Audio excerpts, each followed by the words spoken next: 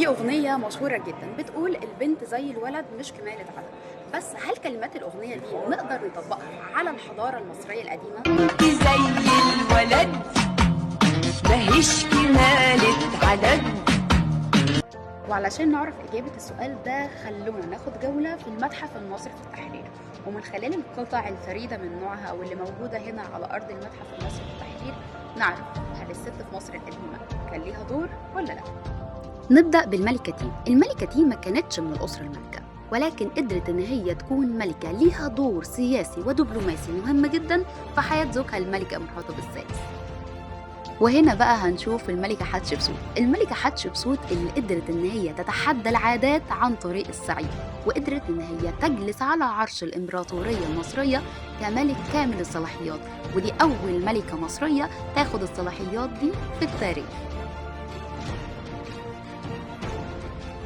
وهنا بقى في القاعة الخاصة بمقتنيات تل العمارنة هنشوف الدور البارز والمهم جدا للملكة تي والملكة نفرتي في حياة الملك إخناتون.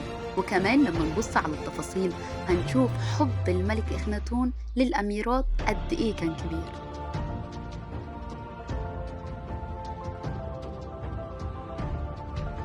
أما بقى لما نسمع الأساطير المصرية القديمة هنسمع عن حتحور اللي كانت مسؤولة عن الحب والخصوبة والجمال والسعادة داخل الأساطير المصرية.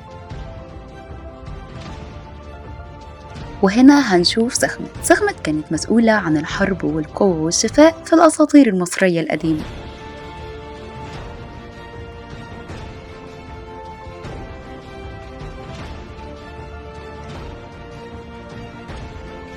وكمان إيزيس كان ليها دور مهم جدا، ظهر دورها من خلال الحب والوفاء في أسطورة إيزيس وأوزوريس.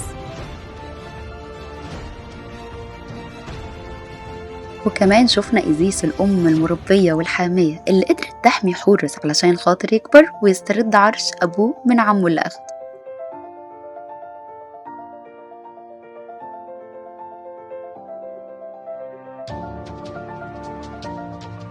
في العصر الحالي كل سنة في شهر مارس بنحتفل بالأمومة والمرأة، ولكن خلونا واثقين إن الاهتمام كان من عهد أجدادنا المصريين القدماء.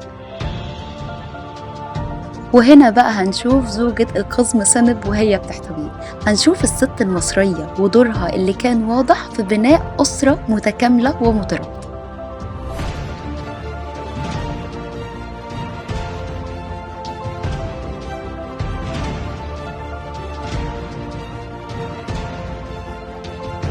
وهنا بنشوف الست ودورها في الحياة اليومية كأم بترعى أمور البيت، أم بتؤدي كل المهام اليومية بكل جد واجتهاد وحب بدون أي كلل أو ملل.